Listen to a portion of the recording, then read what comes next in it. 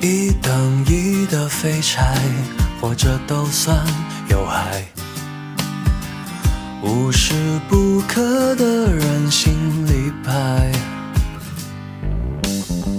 生来就该淘汰，连狗都不理睬。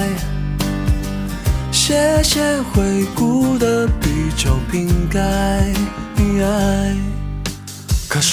可是我是与生俱来的本领难更改。难道我要先死一回才能活过来？